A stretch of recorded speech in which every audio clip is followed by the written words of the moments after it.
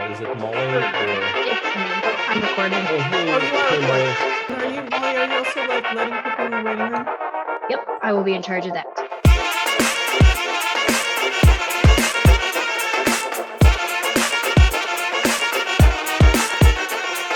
Now the time is 12:03, and on this note, I would like to open today's session of Balkan Circle. This is the last session before our spring break here at UT Austin. My name is Kirill Abramov, and I'm an assistant professor at the Department of Slavic and Eurasian Studies. I'm a political scientist and a huge connoisseur of all things Balkan, and I know that this is a very contested term. However, the circle brings scholars, students, practitioners, members of the community to our weekly and bi-weekly meetings now for almost 3 years to listen and learn new things from the most exciting works, anywhere from art and archaeology all the way to current politics about the region. And today my co-host is Vlad Beronia. Vlad, would you like to introduce yourself? Sure. I am Vlad Beronia, and I'm an assistant professor at University of Texas at Austin in Slavic and Eurasian Studies. And my work deals with former Yugoslavia, mostly from a literary and visual culture perspective. So I'm especially happy to have Jasmina here. And should I introduce Jasmina Yes, at this please. point? Okay. Thank you. Excellent. So first of all, it's a great privilege and joy to have Dr. Jasmina Tumbas with us today at the Balkan Circle. And before I list her very impressive list of academic accomplishments, I would like to highlight just a short passage from her book, I Am Jugoslovenka, on which she will be giving her talk today. And I really wanted to highlight this passage very short because it really resonated with me, and it just the academic positionality that is present in this passage, and also thinking about where knowledge comes from as well. I think this is one of really incredible things about this book. So Jasmina writes how her grandmother and mother taught, she says, "My grandmother and mother taught me more about emancipatory resistance than much of my higher education or many of the feminist texts that I have read since. Most importantly, their teachings did not come from the academy, but from lived experience under socialism, which, despite its patriarchal foundations, still at its core empowered women." And now I will present Jasmina's, like I said, very impressive list of academic accomplishments. So Jasmina Tumbas is an associate professor of contemporary art history and performance studies and director of graduate studies in the Department of Global Gender and Sexuality Studies at the University of Buffalo. Her first book, I Am Jugoslovenka, Feminist Performance Politics During and After Yugoslav Socialism, has recently been published by Manchester University Press's Rethinking Arts History series in February 2022.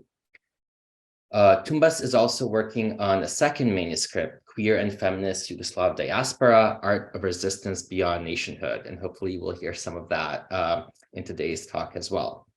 She served as the guest editor for the special issue of Art League's Gazette, number 5, Patriarchy Over and Out, Discourse Made Feminist, and her research has appeared in Art Margins, Camera Obscura, Feminism, Culture and Media Studies, Art Monthly, Art in America, ASAP Journal, Art and Documentation, and in the anthologies Shifting Corporealities in Contemporary Performance and Performance Art in the Second Public Sphere. So without further ado, I would like to hand over the mic and to Jasmina. Oh my God, thank you so much. Thanks. Kira, and thanks, Vlad, and also Kara for all the correspondence. I was one of the speakers who was here an hour early today, so I've been excited for an hour already. I wanted to say that my book came out exactly about a year ago, but it just came out in paperback as well. So now it's available in paperback, which is pretty identical, but a third of the price basically. So if you're interested, it's available now on the Manchester University Press website. Okay, I'm so honored to be here, and I'm going to actually set a timer. I have a talk set up, but then I also have images that are in my book and other examples that I'm happy to refer to during the Q&A. But I'm setting my timer so I make sure I don't go over.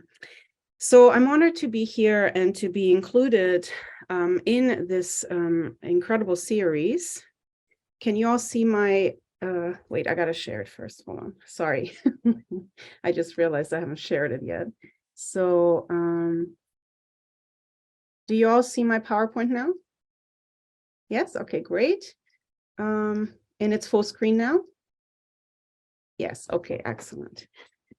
Okay, so I wanted to say that I'm super honored to be part of the Balkan Circle series, where many of my colleagues have presented before, including Sofia Lorand, whose book, The Feminist Challenge to the State in Yugoslavia, that she presented on, I think also for your series, was a huge resource for my book, as well as Vladimir Kolic's, Concrete Utopias exhibition, and I think he presented on that as well, at the Museum of Modern Art, really signaled a new direction towards embracing Yugoslav studies that was very formative for writing my book and also for pushing presses to, embrace the book, which is a whole nother battle, as you know.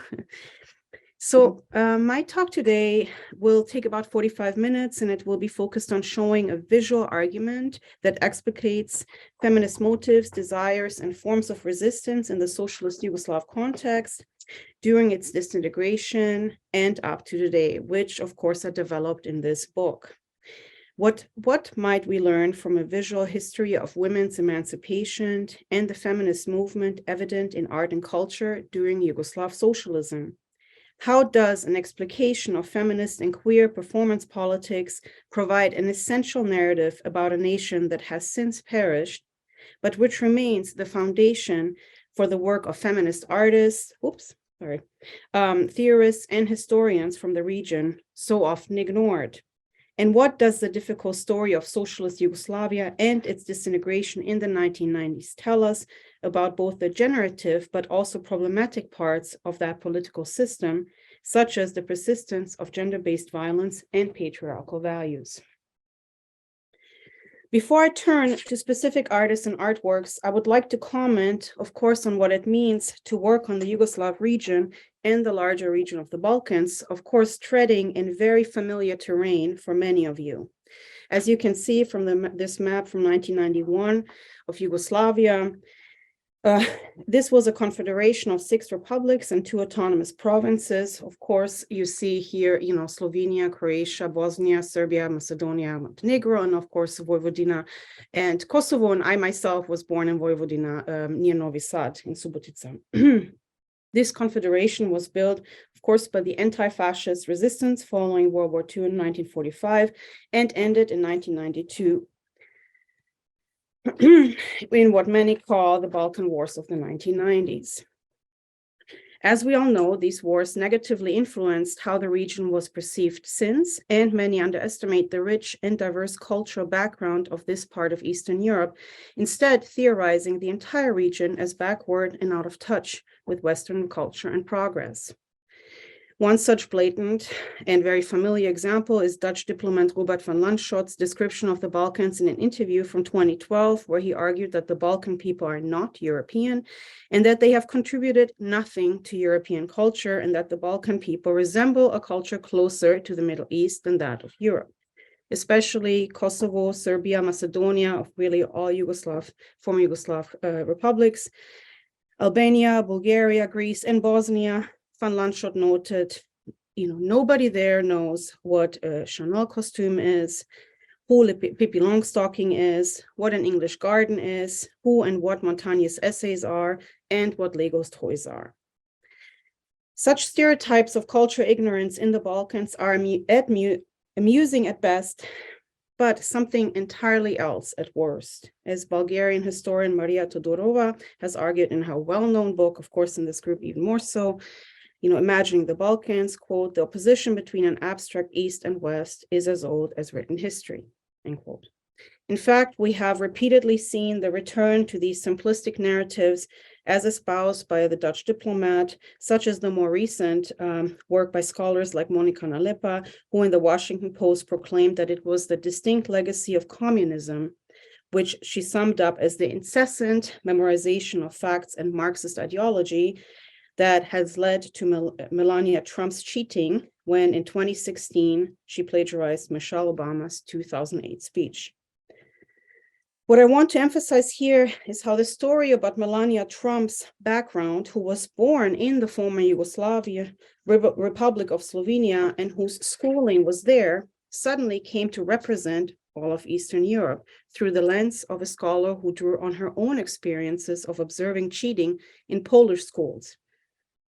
As such, we must remember that one of the challenges we face as scholars who work on East European issues, especially in the Balkan region, is precisely this type of mobilizing of simple narratives that obscure rather than open up our understanding of the region. This is made even more difficult when confronted with endless journalistic photographs, especially in the case of the Balkans, where images of war and destruction, abject poverty and desperation have permeated global news for decades, or which have been transported by films like Angelina Jolie's In the Land of Blood and Honey, exposing the brutalities of Serbian men systematically raping Bosnian women in rape camps, standing in for the seemingly endless inclination of men in the region, especially the Serbs, to be patriarchal aggressors whose bloodshed has left an indelible mark on the region.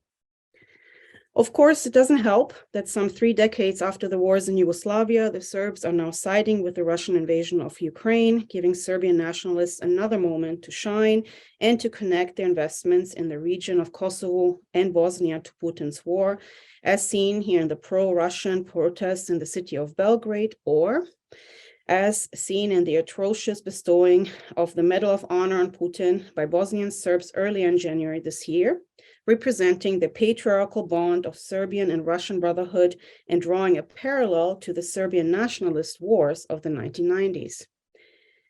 This loyalty to Serbian nationalism, not just contemporary, but with a distinct connection to the Yugoslav wars, is pervasive in Serbia and is often highlighted by the media. In this photograph taken at the protests in Belgrade on March 16 last year, you see a man on the right with a tattoo of Ratko Mladic on his chest, singled out by the media in its subtitle emphasizing the tattoo of the war criminal, who was the leading force of the 1995 Srebrenica genocide that resulted in the murder of some 8,000 boys and men. I hone in on this image not to emphasize the patriarchal violence at the heart of Serbian politics and its nationalist followers, but to point at how certain narratives about the region are privileged over others. In my research for my book, I wanted to change the focal point to provide a vocabulary and mode of inquiry that would privilege something else, which often remains in the background. What are we to make of the demonstrators behind the tattooed man holding black posters with white letters asking to stop the occupation of Ukraine and give peace a chance? Why are they not named in the caption, and who are they? These protesters were the first to stand up publicly for Ukraine and Serbia already in February 2022 through the feminist anti-war organization of Women in Black. The group Women in Black has a long history of protesting violence and are among the bravest and the first to protest against militarized and gender-based violence during the Yugoslav wars. Here we see them stand in solidarity with Ukraine days before the Serb nationalists took over the streets in favor of Putin. Staunch anti-nationalist women in Black also stood in solidarity with Bosnian women during the wars in the early 1990s, as well as with women in Kosovo, organizing protests during the Serbian military campaigns in 1998, such as holding up banners proclaiming Albanke su naše sestre, Albanian women are our sisters, in the center of Belgrade. As an art historian and visual studies scholar, I want to understand the ways in which the visual language of images, actions, films, and other forms of cultural production communicate more complex narratives about the former Yugoslav region. What if we didn't focus on the male-centered chronicles of Eastern Europe, but instead considered women's perspectives, and not only women's, but those who were critical of the patriarchal underpinnings of the socialist state that preceded the 1990s wars? Here, you're looking at a Marina Abramovic and Aina Schmidt's video by locations from 1990. I'm going to just play it in the background. The video work marks the end of the 1990s, just before the wars began, and comes out of the underground queer and feminist art scene of the 1990s in Ljubljana.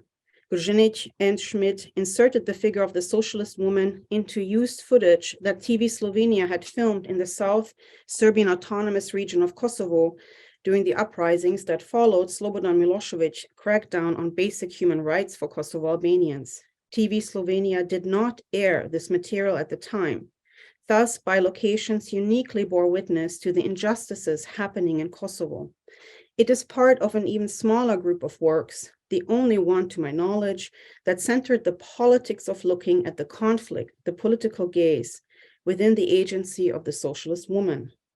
Her body here is chroma keyed, a technique which allows scenes of violence in Kosovo behind her to be visible past the outline of her body, as well as through a round area around her left eye erased from her face, as several other parts of her body are also effaced. As the sequence goes on, every sensuous move of her hand across her body erases more of it. To reveal what is happening behind her. As politicians in black suits arrive and leave in their Mercedes-Benz on the streets of the uprisings in the working class district of Kosovo, the dull gray ground is pierced by the bright red of a tiny Mercedes-Benz logo at the front of the hood of the car. This is the most important turn for the symbol of the socialist star, otherwise at the center of the Yugoslav flag. In this video, it signals the new and nefarious branding of socialist ideology by politicians to cloak their nationalist politics at the time, especially Milosevic, who still considered himself a great Yugoslav when he advocated for Serbian nationalism and the expulsion of Kosovo Albanians. The Jugoslovenka or Jugoslovenka here becomes the figure through which we can begin to understand what was to come in the 1990s. Some 7 years prior, the feminist artist Sanja Ivekovic had created a provocative visual argument for feminism when she replaced the signature red socialist star with hair arranged in a triangular shape of a female pubis, instantly magnifying that Yugoslav socialism was fundamentally tied to its women. By superseding the red star with that of female genitalia, Ivekovic's flag connoted both profound insight and foresight. Yugoslav socialism not only owed its inception to women, but the country and its unity depended on women's leadership to persist, as if to signal that the country ought to have looked to women for emancipatory politics, not to the male-centered patriarchal nationalism so pervasive and destructive in the 1990s and 1980s. As such, this feminist flag provocatively substituted Yugoslavia's great socialist mantra of brotherhood and unity with a feminist sisterhood and unity. This sisterhood, however, was in no way uniform or one-dimensional. The women considered did not belong to a cohesive movement or a group adhering to the same set of principles, and included such powerful figures as the superstar folk pop singer Lepa Brena, on your left, holding the Yugoslav flag and singing the song after which I named my book, I Am Jugoslovenka, here seen in the music video dreaming of the continued unity of her country in 1989, just months before the disintegration began. Or on Brena's right, the powerful Romani singer Esma Redzepova, the first Romani woman to have a record deal in Yugoslavia and perform on Macedonian TV. Redzepova would become a national and international sensation representing Yugoslavia for decades, especially the diversity of its Romani and Muslim populations, which were an integral part of this newly formed socialist nation, but which also experienced racial discrimination. And you can see here she's wearing the flag, the colors of the Yugoslav flag. It also included artists like Marina Abramovic, here shown in her famous Rhythm 5 performance, aggressively critical of the socialist system and leaving the country shortly after, becoming the most well-known female performance artist in the global art world. What set these women apart, these diverse women, as well as many others in Yugoslavia, apart from feminists in the West, was that they constituted a generation of women whose mothers bore the legacy of partisan resistance to fascism and helped build socialist Yugoslavia and establish its progressive laws for women's rights.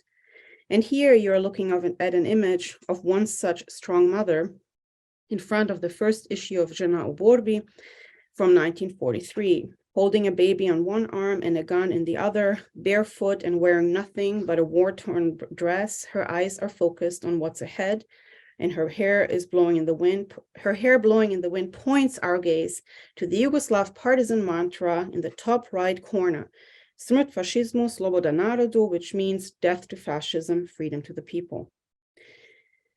Despite their contributions, many women in Yugoslavia saw their rights diminish shortly after the establishment of Yugoslavia, to which I will return in just a bit. But progress for women, such as maternity leave, abortion rights, and literacy, was still unequivocally tied to the Yugoslav project. As such, the generation of women I discuss in my book inherited the complex cultural legacy of both emancipation and traditionalism from their mothers. This was a contentious relationship that involved a deep political identification with Yugoslav principles of socialist liberation, alongside an equally deep mistrust of the patriarchal ideologies that shaped and limited women's experiences in Yugoslavia. Indeed, the country was most well known for its patriarchal leader, the anti-fascist and partisan fighter Marshal Tito, who united the Yugoslav republics on socialist principles, but courageously, of course, broke with Stalin in 1948. Instead, Tito became a leader of the non-aligned movement, a coalition of non-Western countries that resisted the Cold War dichotomy of East and West, and which included from its beginning in 1956, India, Indonesia, Egypt, and Ghana. Tito's charismatic persona was also deeply tied to the more free and sexually liberated ideologies underpinning the socialist Yugoslav project. This is, I think, very cleverly thematized in this work, showing the fearless, thoughtful, and elegant leader wearing a signature silk suit, cutting through the Nazi flag with his huge sword. And I think the symbolism is not lost on us. But the reality here of how Yugoslavia won their battle against fascism in World War II actually has a different hero, the partisan woman fighters. Here you see a photograph of Vera Krizman wearing the partisan uniform and standing next to a black and white photograph of Tito. And, there were many more heroines, such as the two Yugoslav partisans you see on your right, who already as teenagers were fighting against fascism in the midst of war and who became national heroines after World War II. Women were not only busy fighting fascists as soldiers on the ground, but they also made time to organize themselves. They founded the Anti-Fascist Front of Women in 1942 and had over 2 million members by the end of the war. Here you see the famous Kata Penjovic, who was the president of the Anti-Fascist Front of Women of Yugoslavia, speak to a large crowd in liberated Zagreb in 1945. With the victory over fascism and the establishment of socialist Yugoslavia came many progresses for women. In August 1945, women were legally declared equal to men. As early as 1951, lesbian sex was decriminalized, and in 1977, homosexuality. Abortion was legalized in 1952, and paid maternity leave and the right to divorce were socially and legally accepted by the 1950s. Unfortunately, as early as 1953, much of the extraordinary advancement for women led the male-dominated Yugoslav communist elite to declare that it had reached its goal of liberation for women and that feminism was thus obsolete, not just obsolete, but as a political movement ran counter the larger goal of liberation, of the people and was therefore self-interested and divisive. This is a common argument against feminism, of course. The anti-fascist front of women of Yugoslavia was abolished, self-abolished, in fact, in 1953, and many women were asked to retreat back into the sphere of the home. Prominent Yugoslav feminist theorist Sanja Ivekovic blamed the, quote, patriarchal mentality of the Yugoslav system for fostering confusion by legally announcing women's equality while asking them to take a step back and to venerate their male leader. This was especially egregious when considering the fact that in the first 2 decades of the Yugoslav project, the idea of the Yugoslav partisan Jugoslovenka, partizanka, had, quote, emerged as an eminent source of legitimacy for Tito's Yugoslavia, unquote. By the 1960s and into the 1970s, historian Helena has noted the image of the partizanka, quote, was shaped by an ever-growing dose of misogyny and sexism, end quote.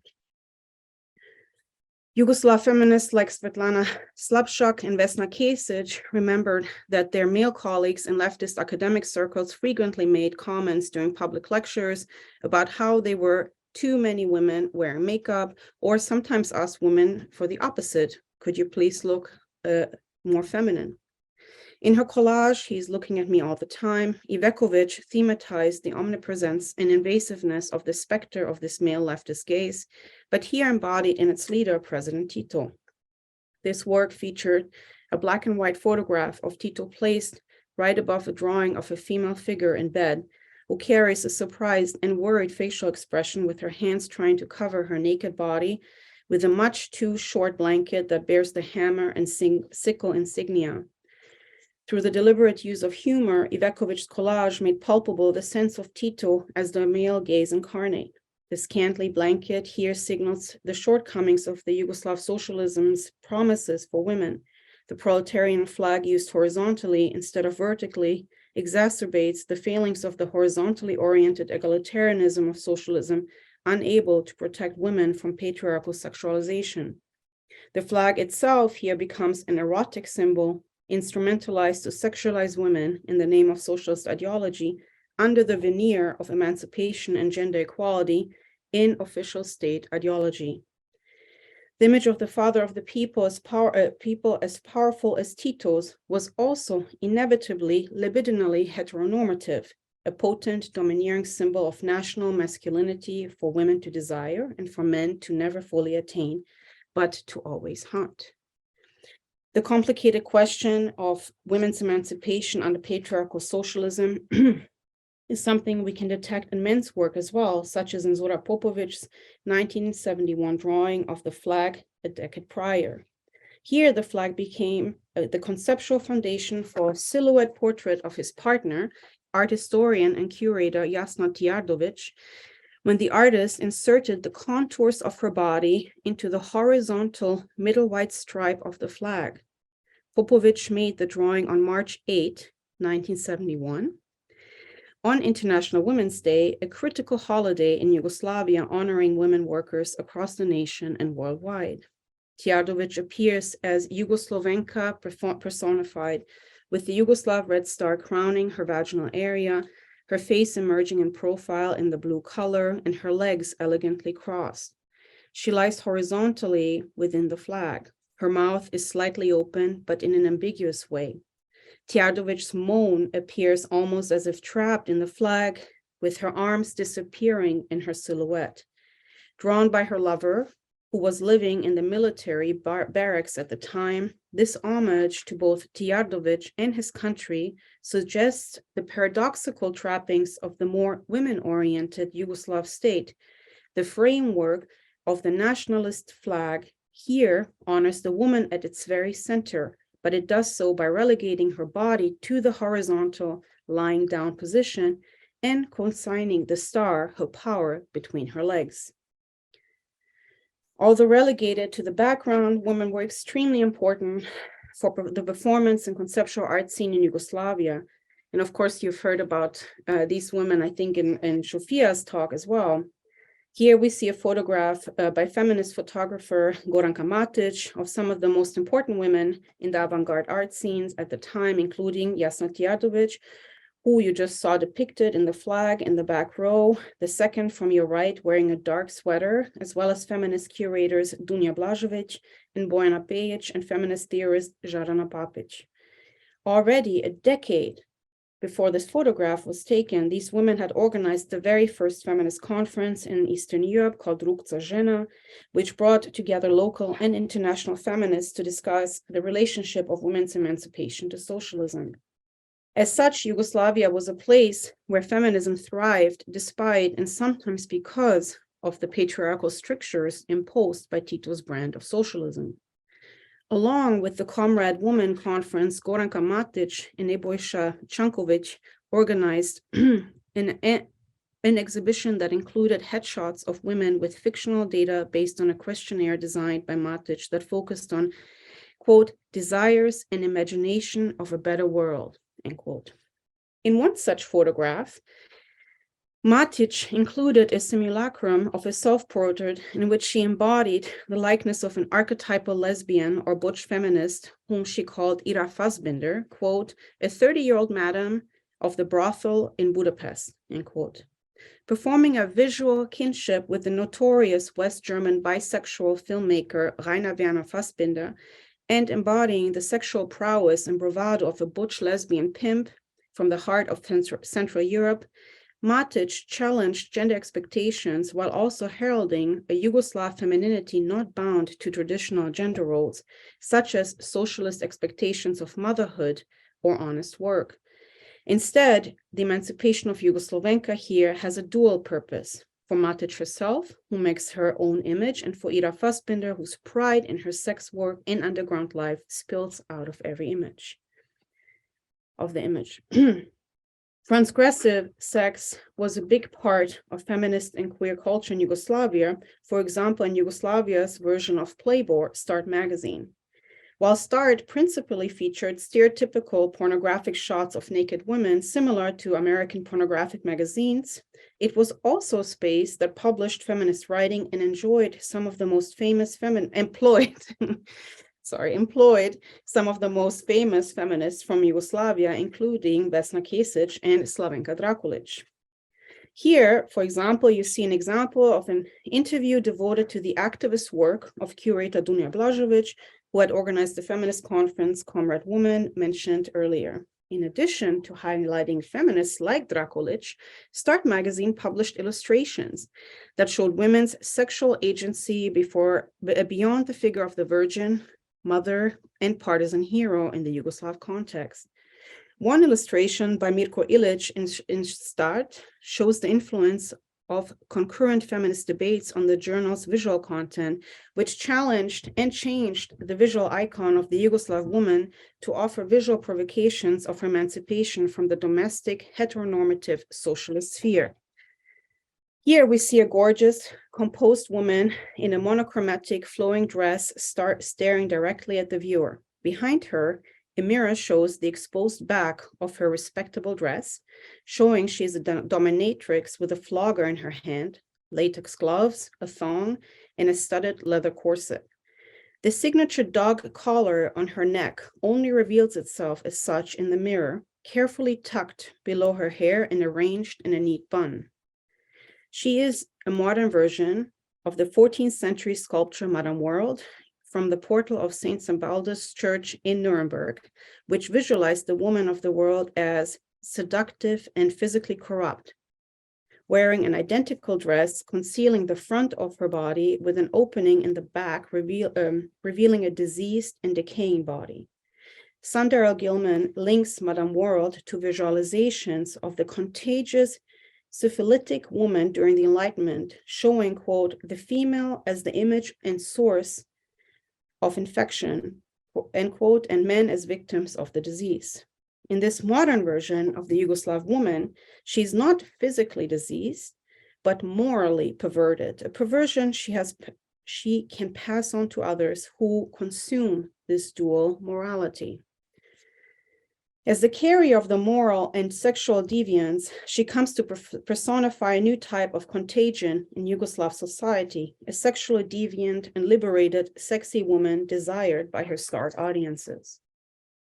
Apart from the Start magazine, the underground avant-garde scenes of Ljubljana created radically transgressive queer spaces for performance, music, and art in Yugoslavia, including explicitly gay art shows and film screenings, and publishing underground magazines such as Vix magazine, which explored S&M and queer desire. In fact, one of the most important documents for the LGBTQ history of socialist Yugoslavia comes out of the scene, namely the 1994 Vix issue, Homosexuality and Culture. Here, actually, it's on the side. Diverse gay content filled this particular issue from 1984, spotlighting queer icons such as Rosa von Braunheim, alongside images of drag queens and tips for using condoms. The issue concluded with the same pinkish red color, the reproduction of gay artist Tom Finland's erotic drawing of two men, one positioned between the legs of the other, provocatively printed on top of a chart of prisoner markings in Nazi concentration camps. This homoeroticism, paired with the traumatic history of the Holocaust, can be read as a poignant political charge leveled at the by the queer subculture against the patriarchal and heteronormative Yugoslav establishment, which by the mid-1980s had already begun to move towards ethnic, religious, and nationalist divisions, as well as traditionalism. Such fears were not unfounded. Just a few years later, the wars would halt all of this advancement for women and queers in Yugoslavia. With their newly gained independence, these nations would put an end to the socialist emphasis on gender equality and instead summon religious conservatism, the reign of competing male leaders, and an expectation for women to support their nations as mothers and wives. Lesbian activist Lepa remembers, quote, "In 1991, the war broke out. Nationalism swept our streets, entered families and institutions like a typhoon, and conflicts over what's your nationality and which side of the war are you on divided people. We had to stop Yugoslav feminist encounters. Soon there were no trains or buses between Zagreb and Belgrade or Sarajevo. The borders closed down, telephone lines too. My life changed completely." In the 1990s and after, Yugoslav women found themselves in the most compromised positions under siege, as you see here in the 1994 photograph of a woman running next to a military Humvee and UN soldiers. Some women were suddenly forced to summon their strength and find new ways of survival, while others were suddenly called on to take up arms to defend their families, and many others were fated to find new ways to cross borders by putting their own bodies at risk, such as you see here, of course, in Tanja Ostojic's famous performance, Looking for a Husband with EU Passport, when the artist married a German man to obtain a visa status as a work of art, highlighting the difficult situation for Yugoslav women artists to live and make work outside the region. The beautiful image of Lepa Brena as Jugoslovenka in 1989 was no more. The dream was over and the horror really began.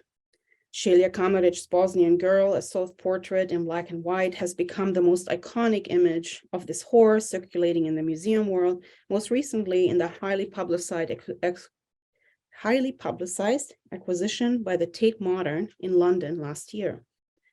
Here, Kamaric debased a photograph of her own body with a 1994 graffiti she replicated from army barracks in Srebrenica.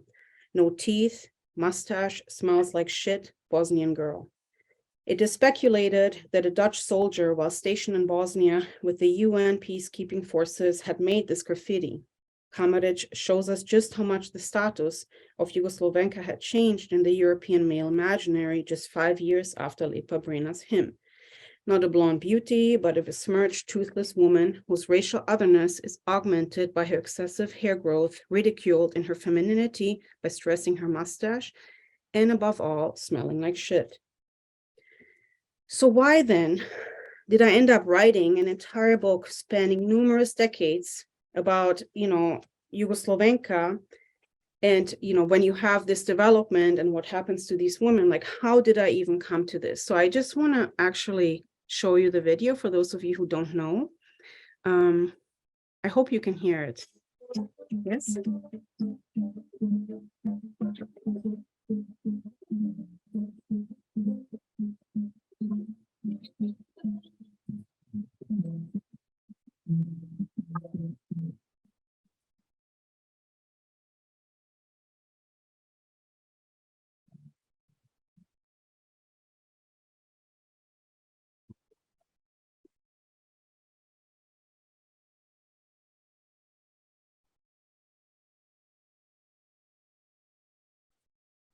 Jasmina, there is no sound.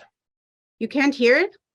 No, unfortunately, at least I can't hear it. I can see the video, but no sound. Can nobody else hear it? Kara could hear it earlier, but nobody can hear it? What? Can you hear it? No, we can't hear I it. cannot. No. Okay, then that's really odd, but I'll just play it then without the sound. Okay, I'm very sorry. It worked when we tested it earlier before we started. I could hear it very loud, so okay. So this hit delivered an epic celebration of Yugoslavia's socialist multiculturalism in a music video that put to shame the state-sponsored socialist realist paintings of prior decades. It featured a gorgeous, smiling blonde in a flowing white dress, running in fields of green grass and golden hay, flowers in her hands, like a young bride of the land. Brena is shown followed by a marching group of male and female athletic flag bearers, all dressed identically in white, swinging their flags to the spellbinding chorus, Ja sam Jugoslovenka, I am Jugoslovenka. She sings that her eyes are the Adriatic Sea. She likens her hair to Pannonian wheat, and her soul is Slavic. A pop culture by the mid-1980s, Lepa Brena was a proponent of multiculturalism and pro-Western inclusiveness, but also an avid champion of what were considered to be more primitive forces of Yugoslav culture, such as folk music shot through with Middle Eastern influences. So here are just two more examples. As I have discussed throughout my talk today, this mythic pan-Slavic identity of Jugoslovenka, excuse me, and a united Yugoslavia that Lepa Brena sings about was broken up into regional identities that became the basis of the independent nations we know today. As such, the song Jugoslovenka and Lepa Brena as its icon signify the last breath of the Yugoslav Socialist Society, with Lepa Brena representing the first mega pop star of Eastern Europe in the 1980s, much like Madonna or Beyonce today. As Jugoslovenka, she became an icon of women's emancipation, as well as more pervasively citizens' emancipation under socialism, and in neighboring socialist countries came to be seen as an emblem of what an open socialist country might look like. Here is one example of her epic arrival in Bulgaria. You see in the helicopter, it's very famous. And then also, the veneration of her in Timisoara by having a pizzeria on her behalf. And I'm seeing a lot of comments, so let me just pause for a second to see if I'm missing anything. Okay, no. But okay, what on earth then am I doing with this Lepa Brena, with this pop figure, and how is it related to this, degeneration of the figure herself? So one of the inspirations that came to me when I was doing the research is through looking kind of how women identify themselves today and their relationship to the Yugoslav nation. So in a 2018 interview titled I'm Jugoslovenka, former Yugoslavia's most celebrated and most well-known actress, Marina Abramovic, proclaimed, quote, "I was born in Yugoslavia. I am Yugoslavian. Many times after the disintegration of that country, I wondered what that meant for who I am now, especially since the formation of those new nationalist states in the 1990s came with an obligatory denunciation of any connection to that communist prison. Being a Yugoslavian then or Yugo-nostalgic today has negative and almost derogatory implications. Today I'm called a Serb, but Yugoslavia played an important role in forming my personality, my relationship with people towards the world around me. It is an inseparable part of my identity. For me, Yugoslavia was the most beautiful and most exciting country in the world. I was endlessly proud of the fact that I lived in Yugoslavia. I know that country is dead forever, and I've cried over it and moved on. I know where I live. I have accepted unfriendly border guards and new stamps in my passport. And yet, what I know to be true without any doubt is that I will continue to be a Jugoslovenka at the core of my being. Karanovic is but one example of women from the Yugoslav generation who have remained committed to the political project and identity of Yugoslavia. Her identification as Jugoslovenka has persisted for decades despite the negative associations with the former regime. In the same year that this interview came out, the young performance artist Selman made this photographic performance when she was at the border between Trieste and Slovenia. She told me she felt relaxed, let her hair down in the wind, and had her picture taken. She decided to call it I Am Jugoslovenka because, as she recalled, she felt really great and connected across borders. She told me, quote, I felt like Lepa Brena. And of course, also you see here the connection formally showing the flag in the wind while Selma's hair is also blowing in the wind. So for me, what really became clear is that if a young woman originally from Bosnia, an ethnic Roma living in the United States and working as a performance artist, internationally lives and breathes the life of Jugoslovenka and Yugoslavia, then we might indeed deduce that the political project was destroyed in the 1990s, but that some of its feminist and multi-ethnic legacies are still alive and well in the bodies of new generations of Yugoslav women. In fact, as is well known, in Belgrade too, Lepa Brena has become a central figure through whose life the legacy and destruction of Yugoslav socialism is currently being debated and memorialized in the Lepa Brena project, spearheaded by a new generation of queer and feminist dramaturgs, actors, and choreographers who recognize the many phases of Brena's career during and after the end of socialism in her embodiment of the Yugoslav project. And of course, she's so magnificent and so complex that they had 5 people play her. So for me, this was really an important moment that solidified the decision to think about Jugoslovenka as an umbrella figure under which disparate and different women and forms of feminism can exist, have existed, and in many ways continue to exist in Yugoslavia. So then I actually, for the remaining 3 minutes that I have, I wanted to kind of give you a little bit an overview of the book if you haven't had a chance to look at it and how it is structured. So it's, 5 chapters. The first chapter is really about conceptual and performance art, some of which I've discussed in the talk today. I didn't discuss Vlasta Delimar, a very controversial figure, but really thinking about the embrace of sexual desire in Yugoslav culture for women as a feminist strategy, deeply connected to the socialist system. Then in the second chapter, really looking at the 3 figures I mentioned earlier, Marina Abramovic, Lepa Brena, and Esma Redzepova, and actually thinking through the notion of multiculturalism in Yugoslavia and how that was a really big part of obviously a problematic part, but also very generative part of Yugoslav culture that has influenced not only the artists of the 70s, 80s, and so on, but actually that continues to be a big influence on artists today, including, of course, Esma Redzepova. And then even the consideration of how some of the icons of socialism have remained really important, like in Lepa Brena's more contemporary work, thinking about kind of how even very disparate artists like Marina Abramovic and Lepa Brena share some of this interest in the Yugoslav star and have, of course, very different relations to it. And I'd love to elaborate. Some consider this comparison very scandalous, and I can comment on why.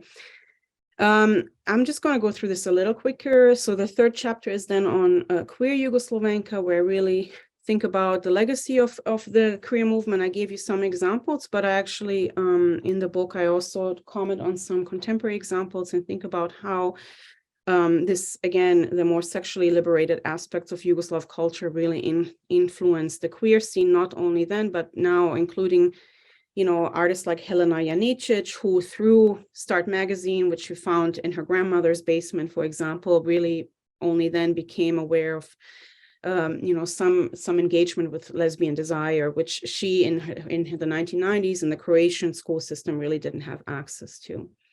And then here are just some of those images. And of course, I also look at a question of this epically well-known trans figure Melinka and how kind of her position unfolds in the 1990s in Žilnik's film. And then I didn't really present on my fourth chapter, but I'm happy to comment on it. I look at one group. I kind of hone in really strongly on one group and analyze the kind of patriarchal elements and how Jugoslovenka emerges within that group through the position of Eda Čufer, but also through a kind of visual analysis of their works. And then my last chapter is really looking at the 1990s up to today, but it's really only the beginning. And actually my second project takes off from here because, you know, the publishers were telling me this is it, no more.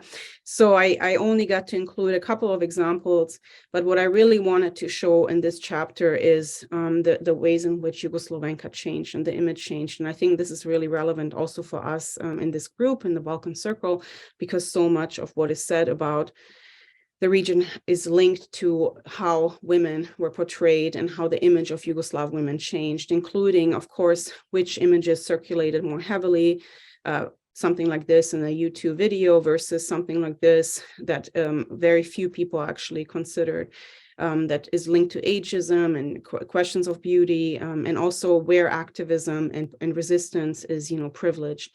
So one of the things I also wanted to highlight is the kind of less glamorous ways in which women in Black, for example, resisted against some of the ethnic divisions and the new forms of discriminatory politics. So yeah, that's it for now. Thank you. Thank you very much. We would like to thank you for this very rich and certainly engaging presentation that, you know, gave a lot of food of thought. And I'm going to ask Vlad to open our moderated discussion on this fantastic presentation. Jasmina, thank you so much for this really, really rich presentation and just the wealth of images that you presented and the scope of this book, which is truly, truly impressive.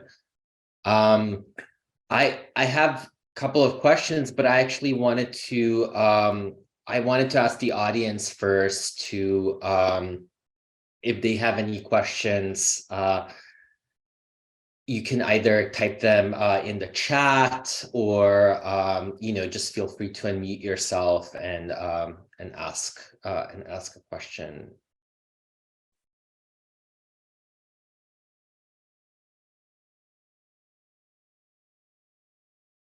So Jasmina, I guess I'll start. Maybe you know, people will join in.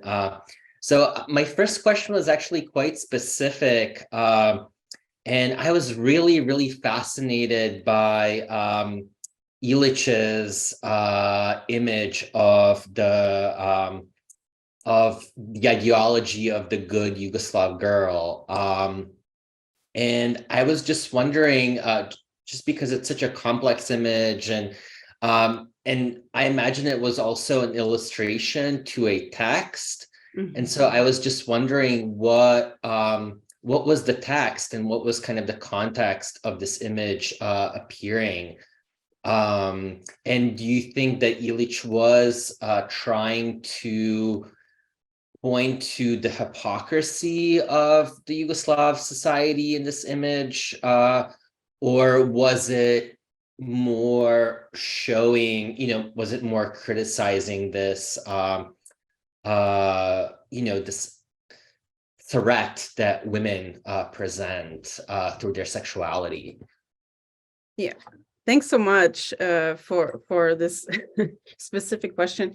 You know, he actually did send me the text that accompanied it, but I cannot right now like recall. I'm sorry, it's in one of the 1,000 files. So I did read the text, and you know, it's a fine line as an art historian, right? Or someone who analyzes. Like, I'm not that interested in the intention as much as I'm interested in what is to be gleaned from it for me, you know? Because one of the things that what ends up happening, and especially I have to say, as an art historian who interviewed quite a few men too, is that there's a very big confusion about like what was the intention at the time, or what, you know, you might kind of not want to reveal certain things. And I'm not saying this is the case in this, but like, you know, so I try to not, you know, just rely on that. But what I guess the text, from what I remember, was really actually thinking through kind of the position of women, even though the text that he provided, and I'm really sorry, I don't remember right now. I'm deep in another project now. Oh no, totally. You know, It was just I'm so something sorry. that It's like caught my attention. I can look through my files, you know, but it was, of course, also written by a man, you know, I'm pretty sure. Yeah, of course. Yes, it was written by a man. And like, I was, you know, one of the things you kind of run into, even when you do work on feminism or work critical of patriarchal work, that there's still very large presence of male criticism. And that's why chapter 4 for me was really important to include NSK, because NSK are like, you know, the most important, super enlightened, you know, like critical, radical guys, you know. But then when you ask them, they're like, oh yeah, we didn't know about women. Like, it was interesting, but like, we didn't really include them until later. Of course, they were included doing a lot of work, you know, for the group. So the gender kind of, the gender inequalities were very much present. But in terms of intention, you know, that is very difficult to grasp. And I think one of the things that I really wanted to highlight in the book is that there are very many competing ways to understand what we're looking at in the Yugoslav context. So I try to do this in the book and sort of constantly say, okay, well, you could read it this way, but actually it also could be read this way. And Start magazine is clearly going to be one of those really difficult cases where you have very misogynist, like awfully, you know, degrading, I would say, images for women, of women, and content that oppresses women. And, you know, people like Drakulic and Kesic also talked about what it felt like to work there. On one hand, you know, you get to include, I don't know, an interview with Dunja Blažević, you get to include things on lesbian sex. On the other hand, the editors are constantly, you know, spouting like misogynist rhetoric at you. So it's really a complicated issue to understand really what happened. But what I try to do, because I think, even for me, I mean, I don't live there. I'm not spending that much time in the archives. You know, for me, I think what I was trying to say is, okay, I know that these things are complex and they had a huge influence on my own life, as you mentioned in the beginning, you know, and on my mom and everyone I know, and on the artists I've been looking at. So what are sort of the ideas that I glean from actually visually really engaging deeply, whether or not some of it is super concretely coherent, actually isn't even the question anymore, because the more, I think in the Yugoslav context especially, the more you try to kind of create this one coherent round narrative about a thing, the more complicated it gets every time. So I had to really contend with that when I wrote the book, because at first I had a very different story. I was like, yes, Yugoslav socialism and feminism, and yeah, you know, and then you're like, you can't do it, you know, because things kind of don't add up. And then it became even more rich for me. But anyway, I appreciate the question. And I think that a lot more work could be done on Start magazine. And obviously, Sofia Lorand would be also an expert to ask about this. I mean, she is absolutely, unequivocally for me, you know, one of the most incredibly important authors writing on this. So I only have like this small section, you know. And Thanks. I looked at the visual content more. She's more on the literary content. Okay, sorry. Thank you very No, much. Jasmina, Captivating. Go ahead, Vlad. Oh, I just wanted to add one quick comment, and I love how your book and your presentation makes room for these ambivalences, around feminist politics and feminist representation. And your discussion just now, or your response, also reminded me how the Playboy magazine published James Baldwin's essays, and it was Exactly. one of the first publications where he wrote very critically about American masculinity, race, Right. queer sex between men. So, I think we need to contend with these ambivalences rather than ignore them, right? Or only look for them in like what we consider high art spaces or high intellectual spaces, right? So yeah, that's. Thank you very much. Well, Vlad, sorry, again, I didn't wanted to cut you through.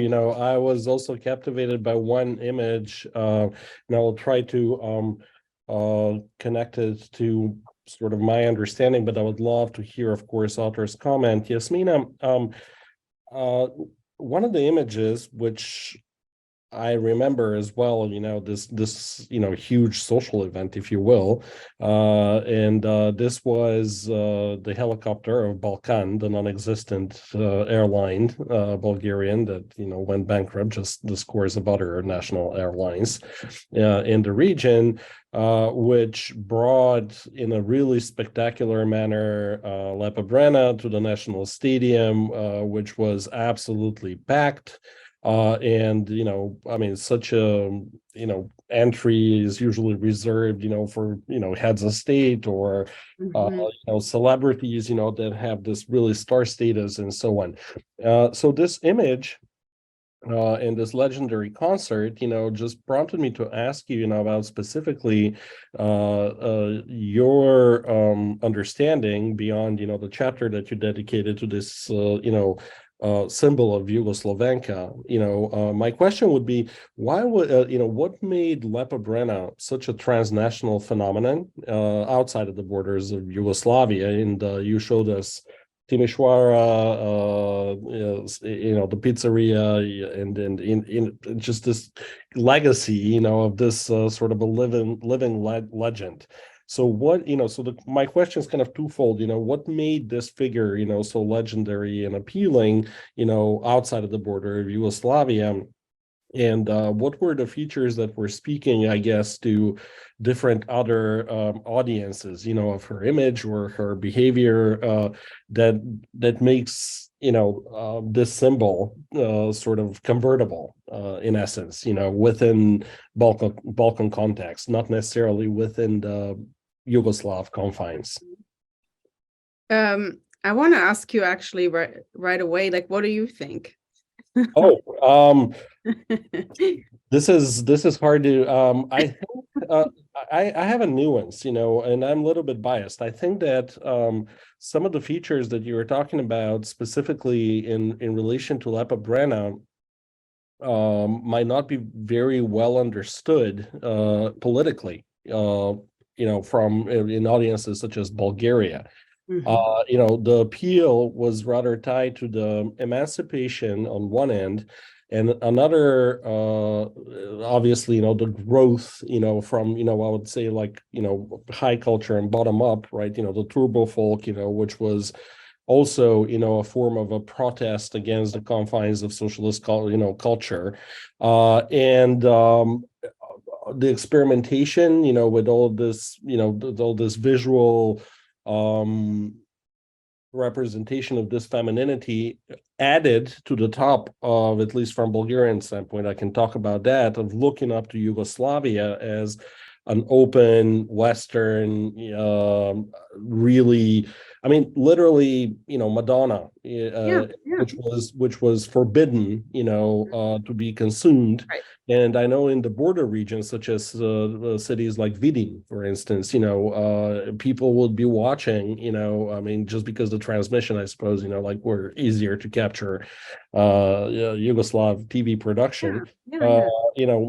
allowed for this popularity. However, what's interesting, for me, is that her popularity outlived, and here is, as a political scientist, this is why it's so captivating in my mind, outlived the transition years. I mean, I would associate her, and especially when I saw, the earlier, and very popular as well in Bulgaria, her, those Oriental, Sheki was, or, the clip, and It's a others. great song, but very problematic. Yes, and so those were very popular. However, Yeah. her sort of her figure, I think, transcended, the political, polarization, at least in Bulgarian society. And it's kind of like, this popularity, is not necessarily tied, to her, emanation as Jugoslovenka, but rather is something else. And this is why I'm so interested, like what makes this image convertible, and speaks in places such as Romania,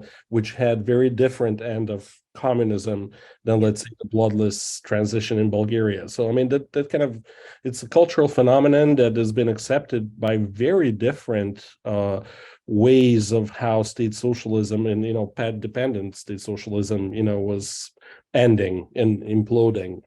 And yet.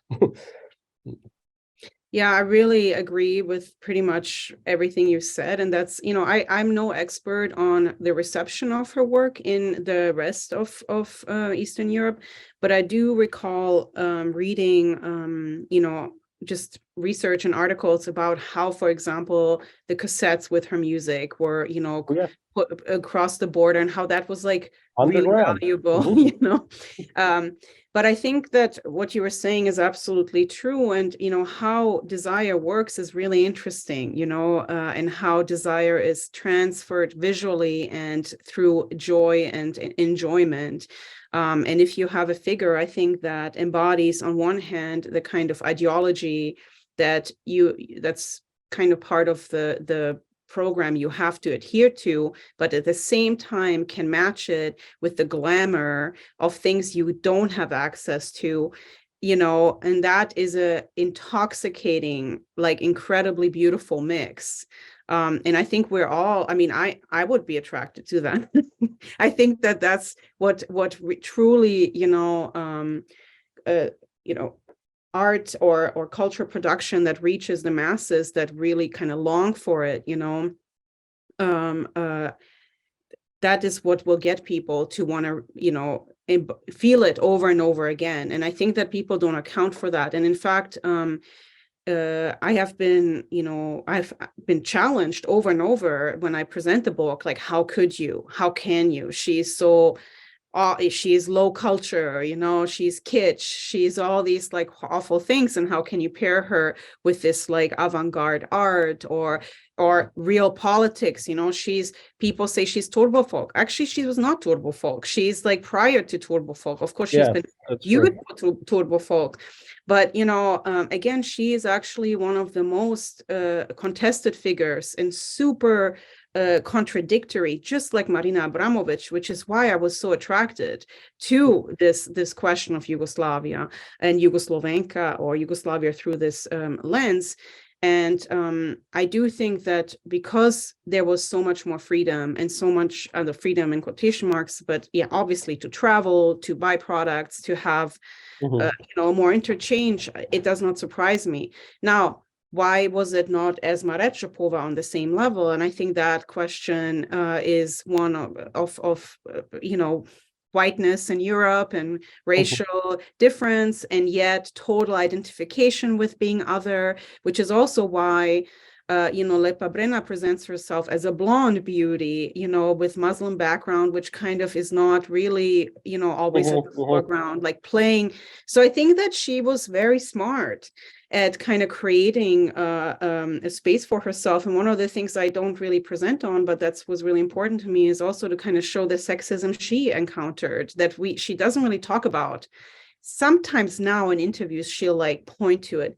She's extremely articulate and eloquent, by the way, in the ways in which she thinks through her positionality. She will be very careful in avoiding like more controversial topics, but I can only say she's quite deliberate in what she does. And now she was like the socialist icon. Now she's the capitalist icon on the golden star. But still, she remains, obviously, for these young generations, the main inspiration, Oh, I absolutely agree with what you said, and it just sparked a comment, just occurred to me something important what you said, and I'm sorry, I'm jumping through, but I got to get into this because kind of the centrality as a cultural, and as Vlad rightfully point out, messy icon, but still an icon, a very controversial one that can speak to politicians, like Boyko Borisov, but also, she has those old fans, which are, from the populace, which are ecstatic about her. They don't care, I think that what they were seeing is this rebellion, right? The representation of freedom on one end, and whatever you cannot, and was suppressed, by high stifled, socialist culture, which was regulated, coming from, the aesthetics coming from top down. And she was representing something completely else, so to me, this is one. But, what you mentioned is, it's very interesting. At least I've been observing, I don't pretend, to have any specialist insights like you would do, but, this revival and revived interest, from a distance, of course, what I can tell about the Bulgarian audiences, specifically in figures like Esma. And, but this came after, with a lag effect, so sort of the Vorläufer, was, this is, what we were, thinking of the West, this is what freedom would look like, this is, how people, act, and, like they're, free, as opposed to, our little bit more, not a little bit more, but, certainly more conservative and stifled and so on. I'm generalizing, and then you had the revival in all of this, incorporation of, tradition and, elements of culture, which became, the focal point of interest, which I would argue, culminated later on, with Goran Bregovic and so on, which became kind of a cultural phenomenon, which is very interesting, if you think about sometimes the nationalistic animosities, unfortunately, that some, lurk on the background. And I'm always attempting to think, even now, with the tensions between, North Macedonia and Bulgaria, how many of those things actually on a cultural level, people see the cultural codes and immediately agree, they'll be like, oh yeah, of course, yes. And they all had this common root. I think that's what you were pointing out, where people are not necessarily aware, of this development of Yugoslav culture. Yeah. Thank you so much. This was really interesting. I love this connection to Bulgaria. Jasmina, I was curious. I know we have to end soon. I think we're already over time. My one just question, and I don't know if you can answer it, but how much control did Lepa Brena have of her own representation, especially in the 80s, and especially with all these Orientalist tropes, right, which kind of make us uneasy today. Do you know, have you done any research around that? And I didn't go deep into her management, but I do know that, I mean, she, as a woman in business, in show business, I'd say that she had to walk a fine line a lot. And I think that, I have actually an interesting story about her. My uncle was a musician, and he saw her perform in the kafanas, and he almost worked with her.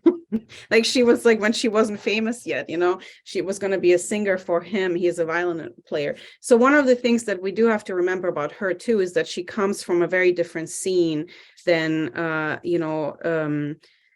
other like pop icon would, so she had this connection. So I before I answer that, I did want to mention this that I didn't get to say, because we only talked about kind of the international reach, but one of the things that was really important and that I've kind of come to realize after the book has been published, a lot of artists now tell me, oh yeah, I lived in a small village. I had no access to a lot of popular culture. She was the only one.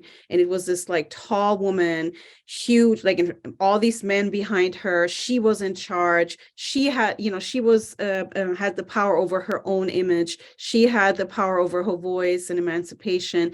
But of course, the story of how she gets that is very complicated. And I'm sure, she had to make a lot of compromises. So when you actually look at, again, I'm always more interested in kind of what do images tell us. So when you look at photographs from of her in the company of all these men, she's always sexualized and pushed around and used. But I think that she really fought for her own vision. I think she really fought for. I mean, she's a brilliant, obviously businesswoman. So I think she had quite a bit of agency. Would be my answer. But I cannot comment on the specifics.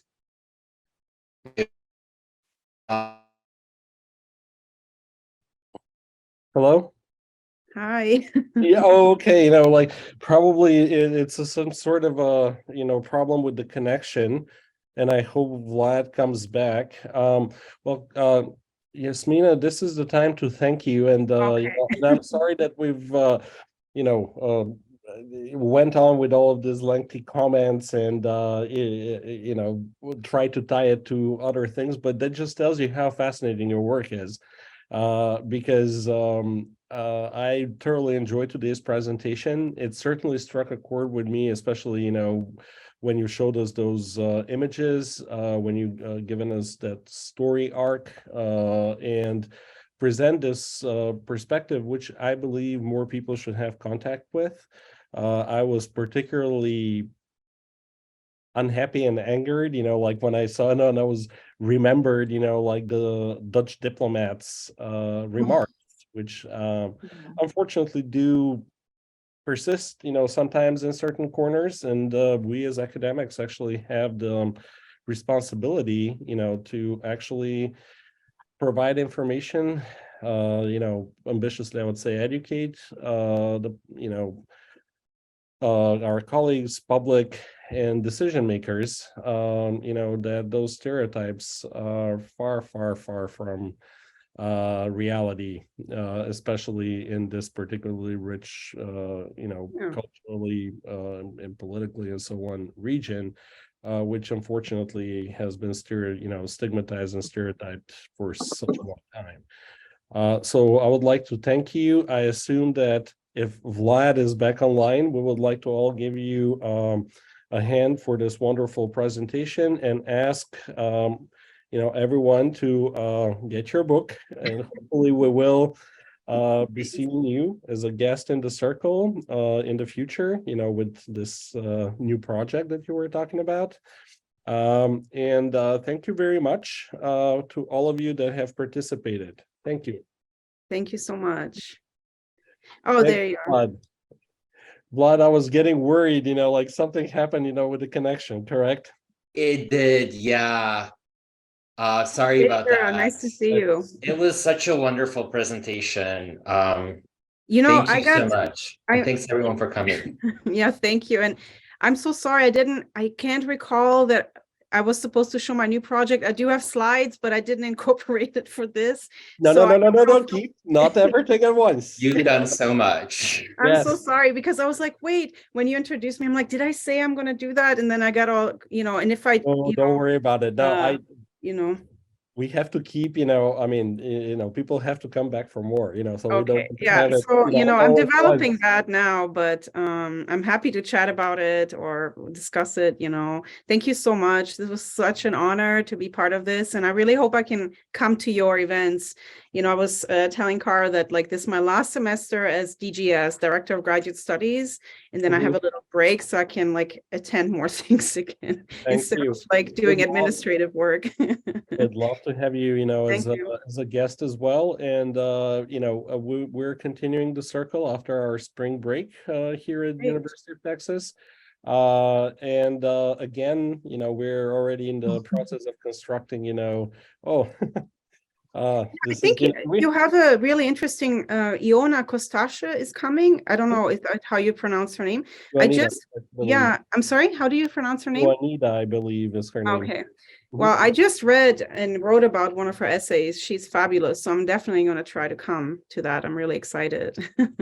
Well, thank you very much, and I hope that everyone would have a little bit of a break, because it's been very intensive, several months, as all of us know. So, thank you Yeah. very much for coming, Thank you. and Okay. we'll see each other in soon. Okay. Bye-bye. Bye bye.